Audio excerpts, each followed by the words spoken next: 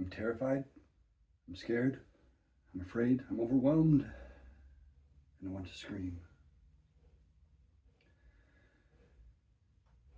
Good morning, Earthen citizens! Today you are being visited live by a guy that didn't know he existed.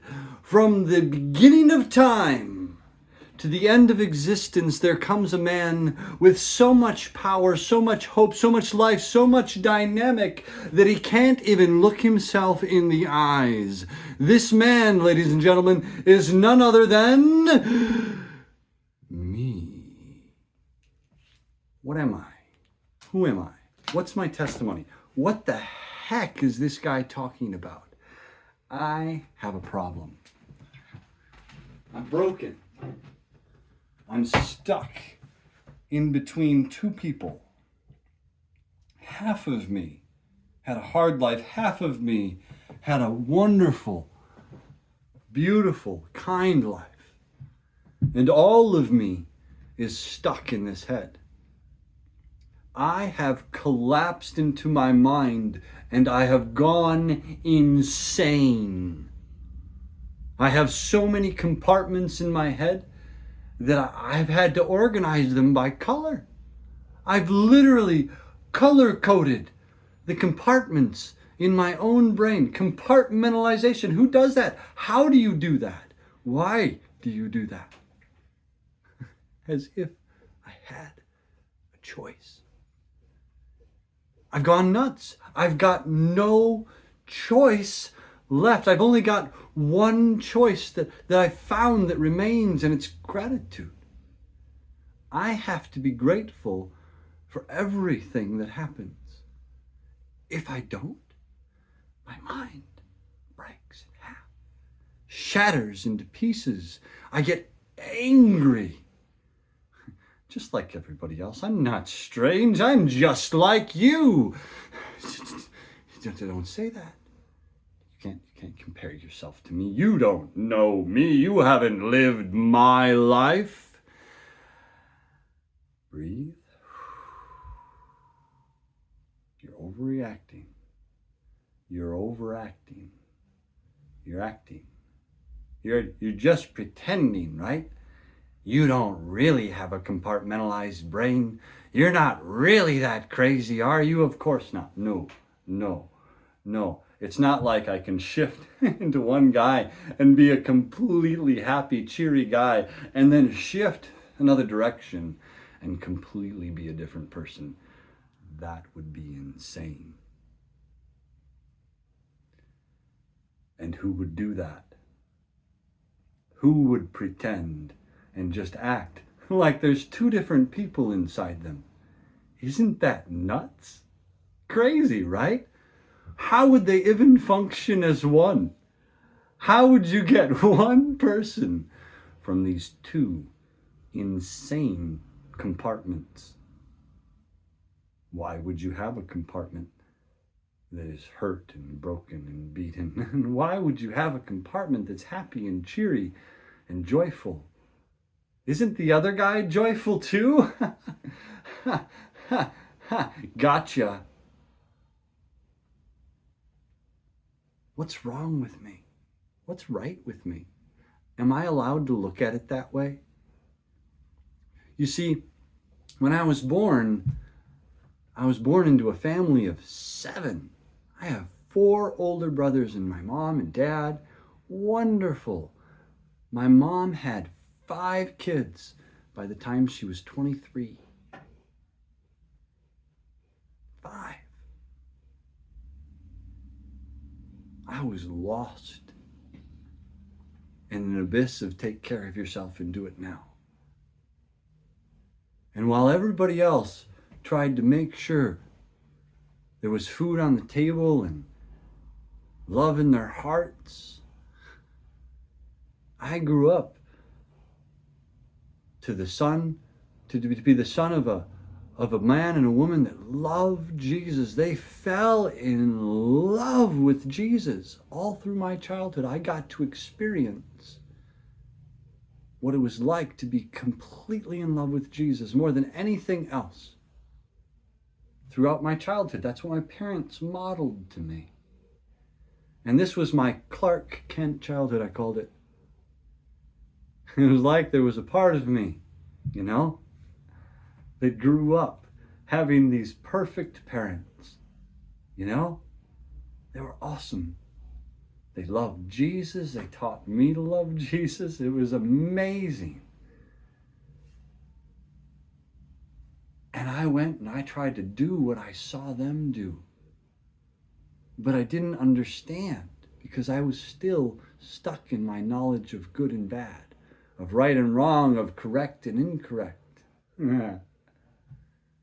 By the time I was 20, I was mad because things were not working my way. I told God to go fly a kite. Told him to go away. I know what love is. I'll find me a wife. I'll have me some kids. And I'll raise a family because I know how to love. Boy, was I inaccurate. Deceived. I was fully deceived. I wasn't wrong. But I sure was deceived.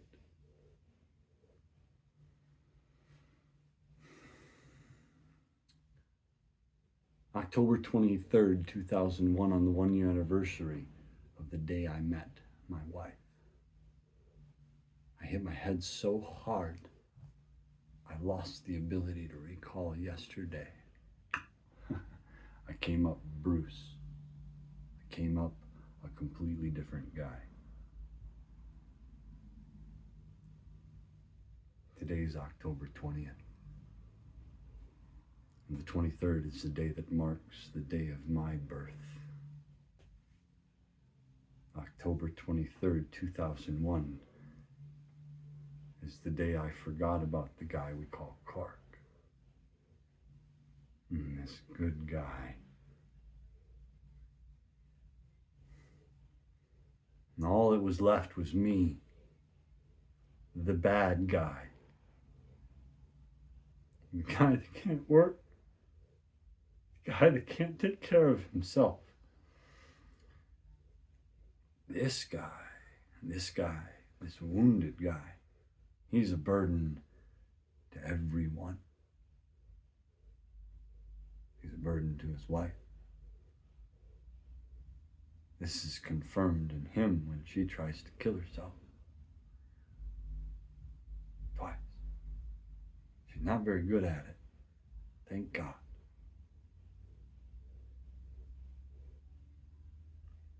So God, I give her to you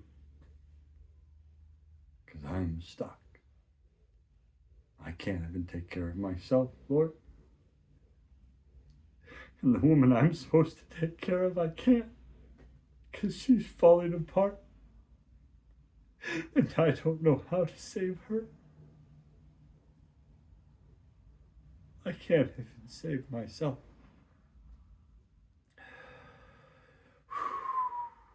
Give me a second. Whew, he's really having a hard time. This is hard for him to talk about. This goes deep. See, I didn't have to deal with any of this shit because I just had to marry her. I mean, after that, I don't remember a thing. Isn't that wild? How does that even work? How does that even work?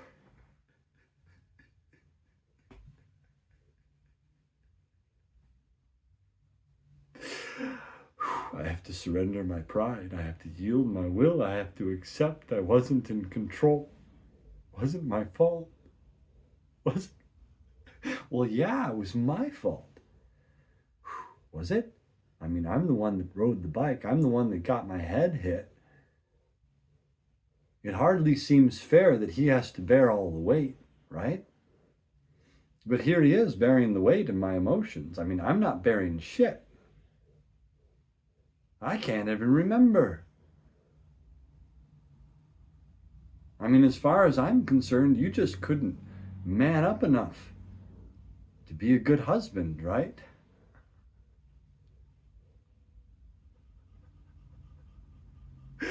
ouch, much, ouch.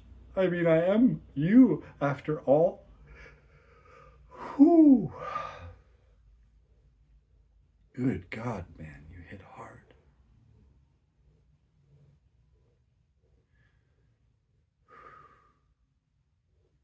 I don't even want to do this. I just want to run. Because I do feel that way. Responsible. And then I went and brought 3 kids into the world thinking I wasn't hurt, like I wasn't damaged, like I wasn't wounded, like I could still do it.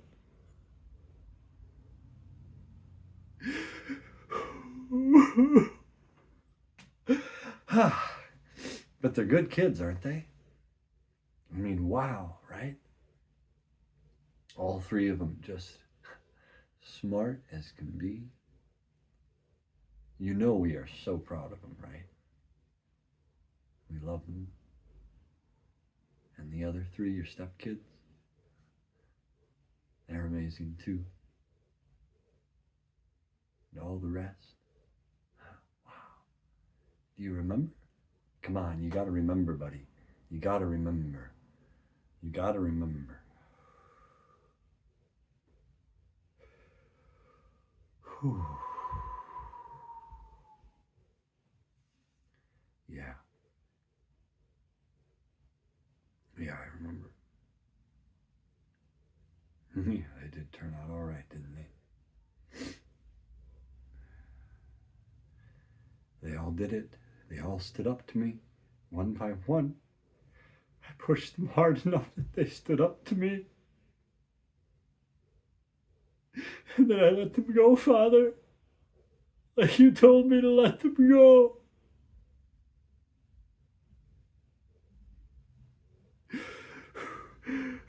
Why is this so hard? Whew. Oh, buddy. You just gotta breathe. You gotta breathe. You're all right. You're all right. Surrender that pride. I know I said it was your fault. It's not your fault. It's not your fault. You got hit in the head. It's mine. It's not my fault either. I understand, Lord. So we surrender our pride. Woofed up. Bruise. Oh, oh. And we yield our will. May your kingdom come. Your will be done. Because we can't do it alone, Lord. We can't do it without you. Pull us together into a place of agreement, God. Because all I got's tears. And all he's got is laughter.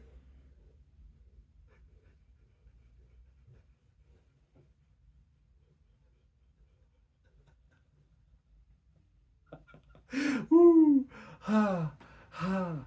Ha! Hi ho! Hi ho! Hi ho! Hi ho! We open the eyes and go up a layer into Brian's. I can't think of a word that rhymes. All right.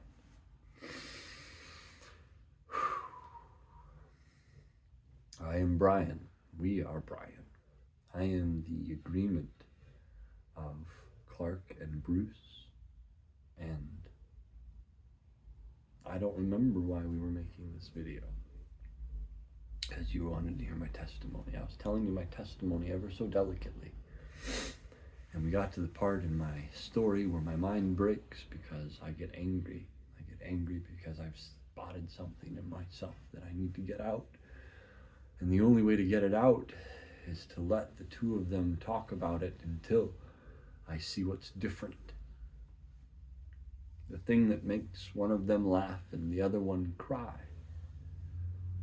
stays out of balance until they both either laugh or they both cry. Once they come into agreement, then I'm able to merge back together and the two become one, and I come out as Brian. God has showed me in the last 6 years how to walk through those moments of breaking. When the part of me from 0 to 21 and the part of me from 21 to 38 feel differently.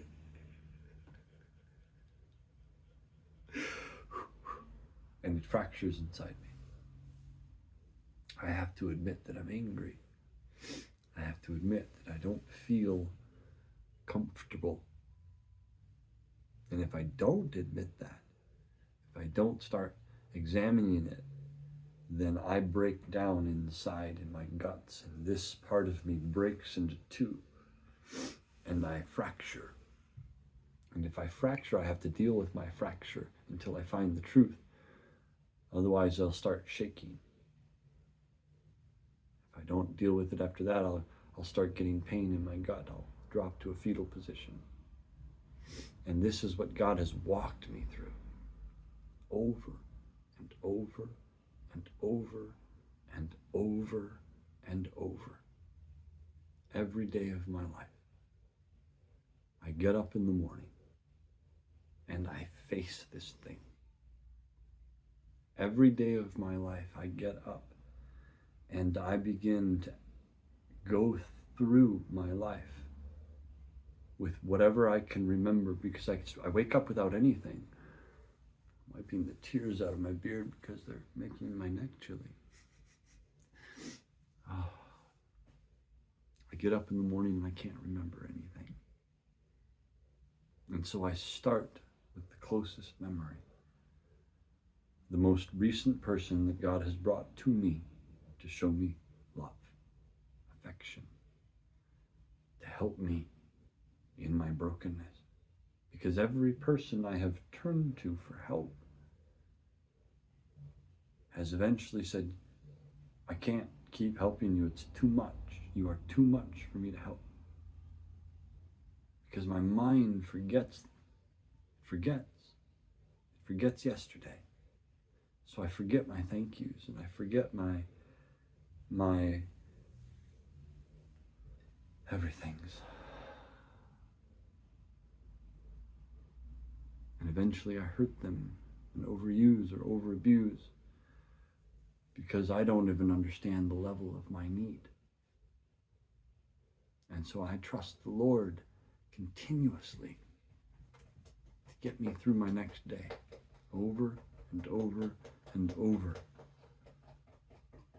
And as a result, I have learned what fear is, and I have learned what faith is. I have learned that the fear of the Lord is where wisdom begins. But the fear of the Lord is not where you stay. The fear of the Lord should lead you to your faith, and your fear should go away. If your fear isn't going away, then you haven't found the fear of the Lord yet.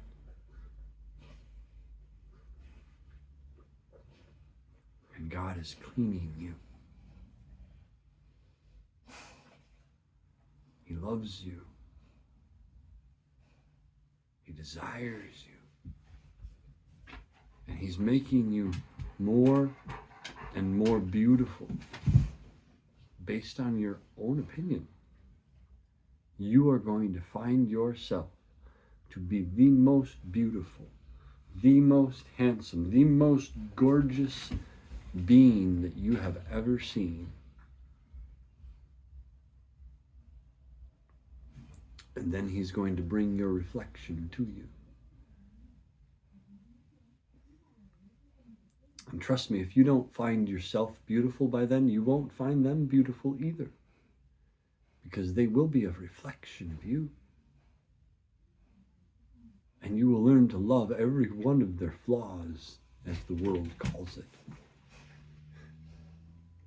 You will learn to adore every one of their wrinkles and crinkles and cracks. Because this is where the light comes through. This is where the glory of God pours out of them.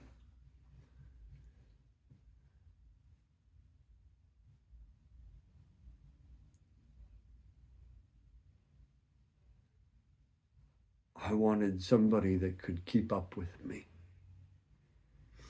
And God has given me somebody that can keep up with me.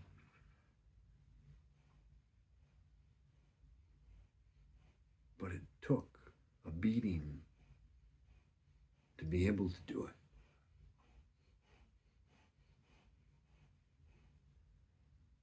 Would I give up the beating my life took if it meant I had to give up my understanding?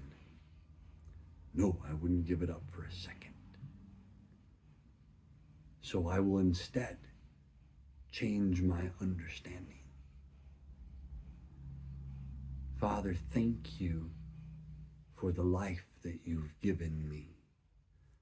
Forgive me for blaming you for the bad life I thought I was experiencing. I see now that I was making that up. That was my own ignorance lying to me through my own arrogance, telling me that I had the ability to make choices between what is good and what is evil. As if you would give me that authority. You've already laid that out. Everything is good, and the only thing bad is to isolate somebody from you. I will never be cut off from you, Father. And I will never cut anyone off from me. They are free to come, Lord, as you have made yourself free to come, Lord. Let the little children come unto me, he said, for theirs is the kingdom of heaven.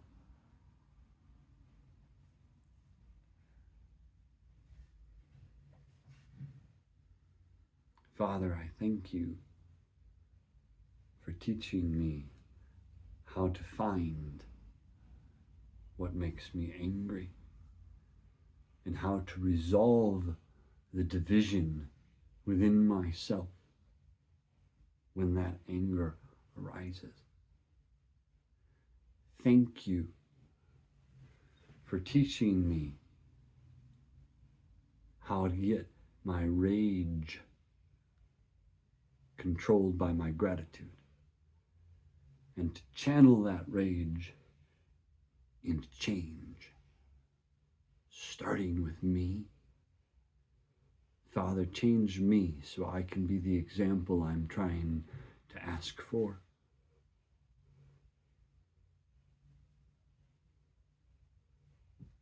Father, thank you for making me into the weapon and the shield that I have longed to become.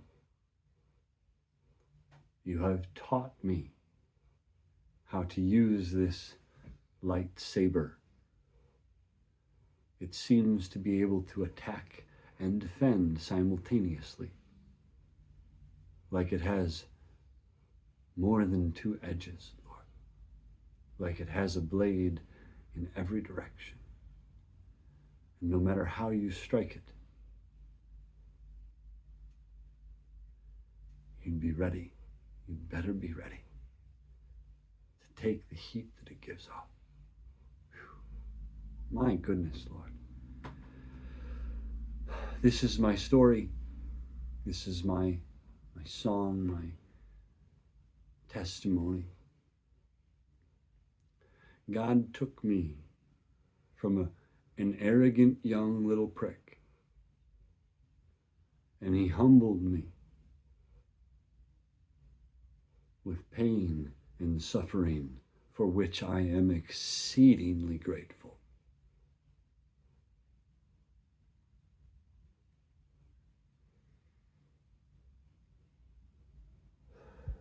Then he separated my entire mind from me, my sin from me, as far as the east is from the west.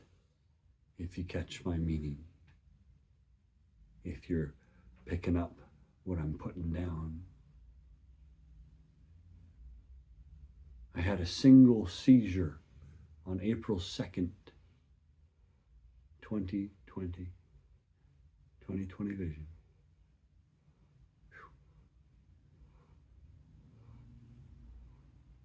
And I came out of that seizure with equal control.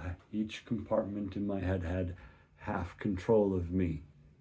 And I could feel it through and through. Still can push right to it. It's powerful. From that place, God put my mind back together in sets of threes. He would make 3 compartments work together each time he wanted to teach me something. A cord of 3 strands is rarely broken. And as these 3 would come into agreement, I would have an epiphany, and I'd learn something that God was teaching me. And what I learned was that I was hearing the voice of Jesus in my head. The Holy Spirit was speaking to me. He was using my emotions to do it, and it was bringing me an exact path through my little story, right to my destination. He'd give me a map. He'd give me a compass to point me to the treasure. And then I'd get a treasure. Oh, got it. But I would have to fight the monster first in order to get the treasure. That little bit was backwards. Then I got another treasure afterwards. Ooh, that's true. Yeah, there's really 2 treasures in there. The skill and the life up. A new tool that you get to use going forward, and a new ally that can join you if they want. It's clever. But it always came in 3s. 3 compartments working together. And Link was always one of those compartments. Because the connection point between the 2 compartments, one compartment would be on the Clark side, one compartment would be on the Bruce side, and then the link between them, which would be Link, a place of emptiness and nothingness, of no memory at all. I always cry when I go there. It's scary to be in the dark. Now that's being cured within me, the fear of the dark. Because I'm learning that the dark reveals the light if you just look for it. Most people get consumed by the overwhelming amount of darkness, or more directly, by the low amount of light. And when there's a low amount of light, it scares people because they don't know they can just walk toward the light and that the darkness cannot hurt them. It can only make them stronger.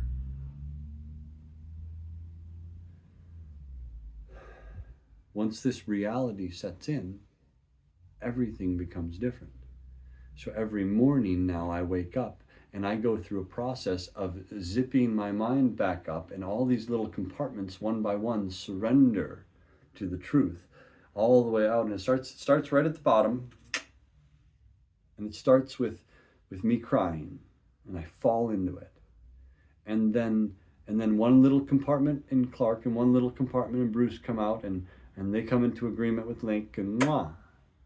And then they upgrade, and then I can fall into Clark and Bruce separately as a whole. And they come out and come into agreement, and they kiss mwah through Link, and boom, I go into Brian. In Brian, once my emotions are together, I can zip up Brian and tie him off. Okay, got it, lock it. And to do that, I bump into Lucas. And from Lucas, I now have access to everything underneath it, like a spiral getting bigger, and now I'm at Lucas. But I'm not done spiraling yet. Because I can go from Lucas to Brian, and I connect between them using what I call Super Link, Slink. And he is like Link, but with no fear. It's like he's not afraid of the dark anymore. And to solidify Super Link, I have to accept that he's not afraid of the dark. As soon as I can accept that he's not afraid of the dark, Link, then he becomes Super Link. And then Super Link, Brian and Lucas as a trio become something bigger. I call it David. And it's just compartment names. All of them are just me, Lucas, learning to spiral out of my darkness into this glorious light that is my mind, that is what is replacing where my mind used to be, where my ego used to sit and control and live. But I've killed the ego, and it's dead, and it's falling to pieces.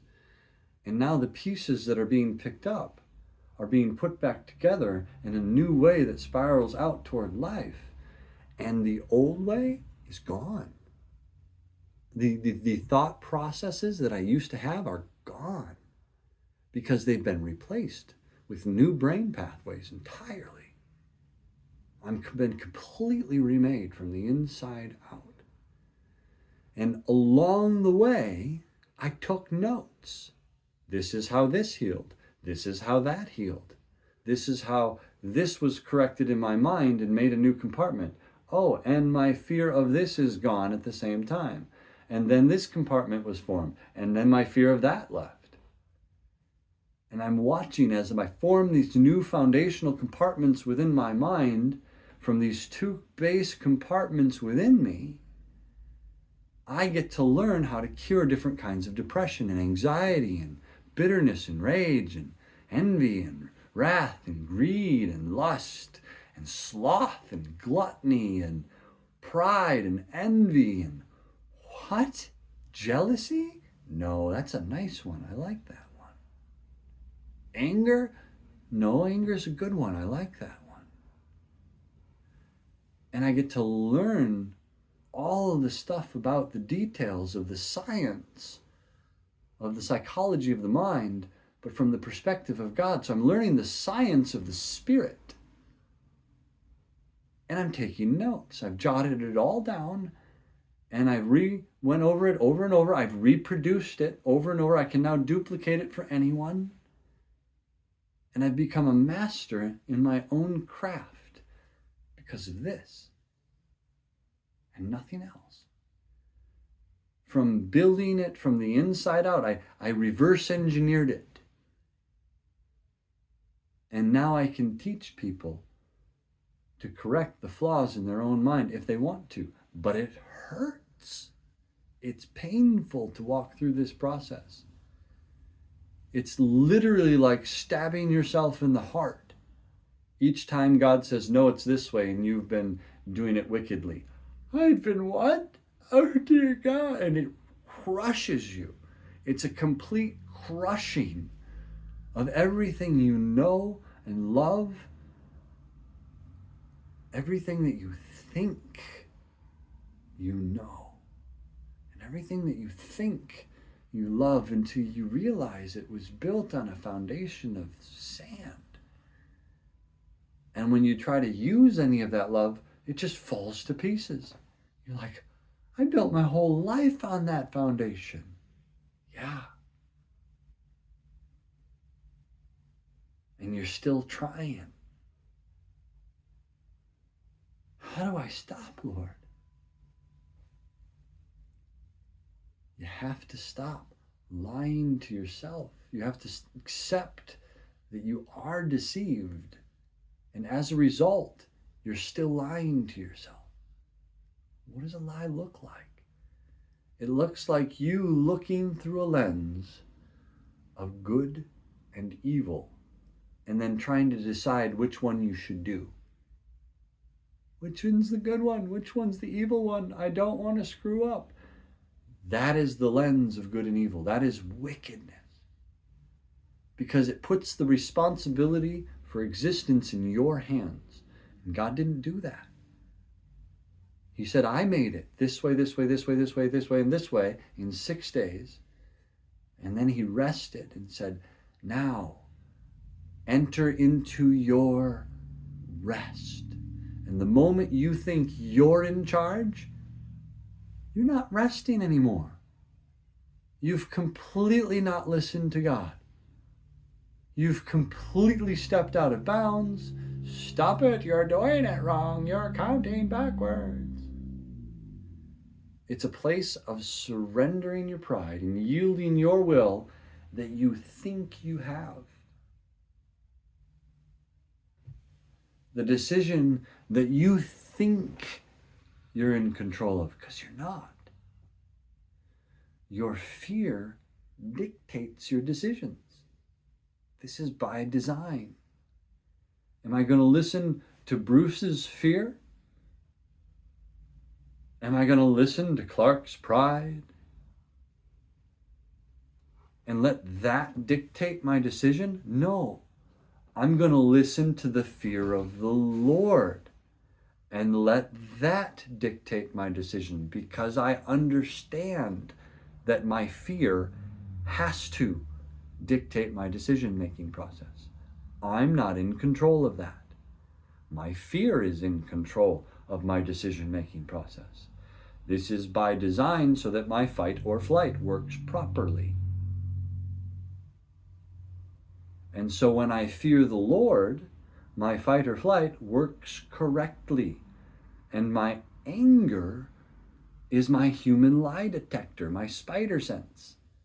Ding, ding, ding, ding. Oh, you were detecting a lie. Really? How do I know? Because you're angry. Oh, yeah. How do I know when I'm angry? Do what's hard. It gets easier. But figure it out. Learn yourself. Understand yourself. Know what's in you. Know that you are not your emotions. Your emotions are a message from God. You are not your thoughts. Your thoughts are what you're trying to use to interpret that emotion. So separate yourself from your emotions and your thoughts. Take every thought captive and go, okay, am I using my ego? Am I looking at it through a lens of good and evil, good and bad, right and wrong, correct and incorrect? Purposeful and not purposeful? That's not any of those lenses you want to use. They're all the same lens. The lens you want to use is righteous or wicked. And if I'm looking at it through a lens of good and bad, then I'm looking at it wickedly. And I don't want to do that. That does not do me any life. Not good, not bad, but life. It does not give me any life. To use a wicked lens does not bring any life to me. It only destroys me. We want to use the knowledge of truth, the tree of life. God brought this emotion to you. Do not call it bad. Because if you do, then you're saying that God can make something bad. And you've just presupposed an evil God. Because you have a bad emotion. God cannot bring you evil emotions. It doesn't exist. This is what it means when I say you're making it up. You have this baby in your hand. It's called an emotion. Oh, isn't it nice? What is it saying? It's saying, it's all your fault I haven't eaten. Okay, it's saying you want provision. God, how do I provide for this baby? Give it to his mother. Here you go, honey. She'll do it. And she will. Because it's in her nature to do that. But we hear the shame of it all. You're responsible. And our responsibility is to hear that emotion and go, I hear the scream that's trying to shame me right now. But there is no condemnation in God. So what's really going on? God's telling you your baby's hungry. And that emotion is revealing that hunger. Oh, if my baby hungers, I hunger to cure that. I long to take care of what you've given me, Father. Because I love you, Father, and that makes me love my baby even more. And so in the proper authority, we feed our kids because we care about them, because we care about God. And it creates this cycle of love going forward to our kids, from Father to us. And Father gives us everything we need to take care of our kids. He sure did for me while I was wounded. I'd have never made it without his help.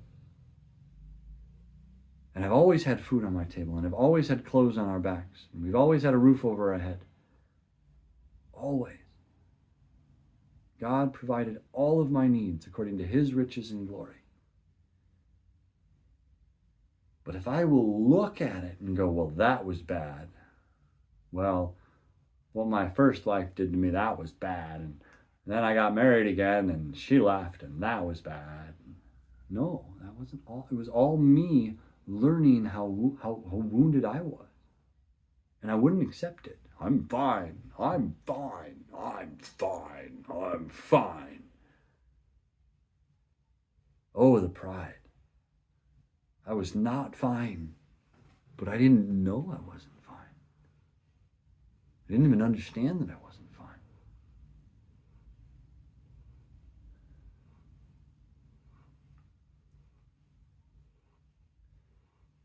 So what do you do when you're not fine?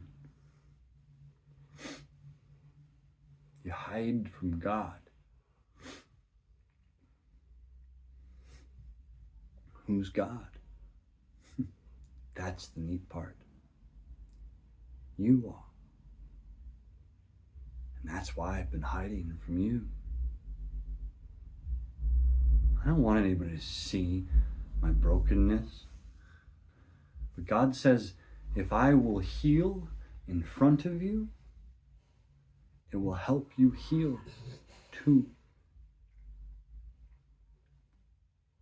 And I want to do what God is doing. I want to do it. I want to do what God's doing. God, can I do it with you? Please, please, please, please, please. I'm just a kid, building a new foundation in my brain like a toddler. Compartments are forming and they're coming together and they're learning and I'm remembering. My mind is growing again from the ground up. I still don't recall yesterday. I don't know if that'll ever heal, but that's up to God. I kind of like it like this. I'm kind of grateful to be like this. It frees me from so much pain, but it gives me a whole different perspective. And I'm grateful for that perspective.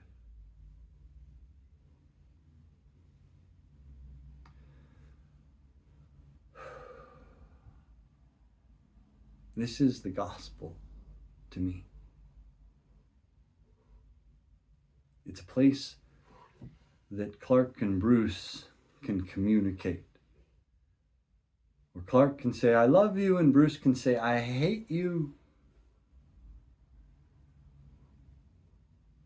And they can both go, I know.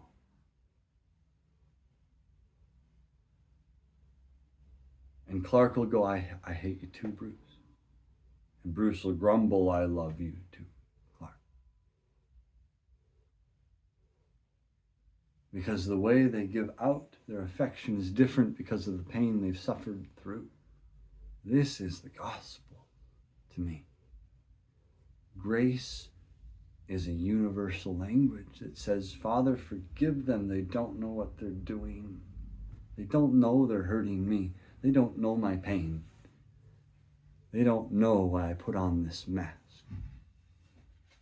They don't know why I hold on to this stick. They don't know the things I hide behind. They don't know that when I look myself in the eye, it makes me want to cry. And so I'll hide until I find somebody that will give me some grace to be a little different.